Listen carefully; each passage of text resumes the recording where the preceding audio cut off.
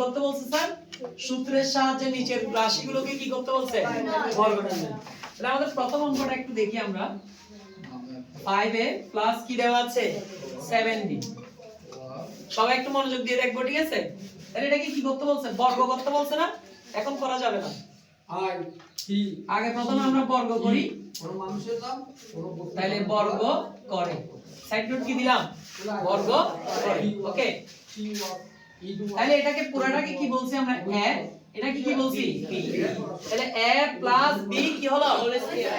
a plus b whole square, দেখি জয় দাঁড়াও। a plus b whole স্কয়ারের সূত্র কি?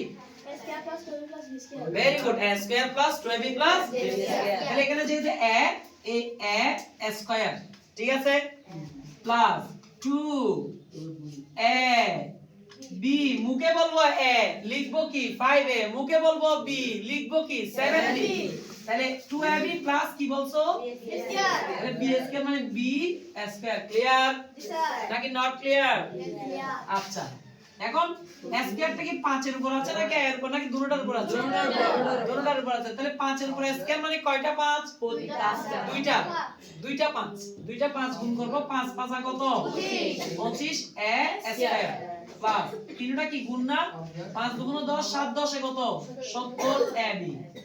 7 এর উপর স্কয়ার মানে কি দুইটা 7 মানে 7 7 49 49, b এর উপর স্কয়ার মানে b স্কয়ার। আশা করছি বুঝতে পেরেছো।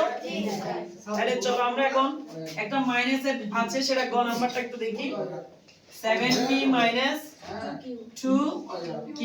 তাহলে এটাকে আমরা বর্গ করব। প্রথমে কি করব বর্গ করব। এবার একটু বর্গটা করি প্রথমে। 7p 2q হোল স্কয়ার বর্গ করে কি করে এটা কিসের সূত্র?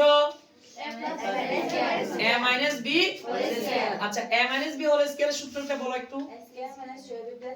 a square 2ab plus b square. তাহলে a কি এখানে 7p, তাহলে a স্কয়ার 2 a b, মুখে বলবো a লিখবো কি 7p, মুখে বলবো b লিখবো কি 2q।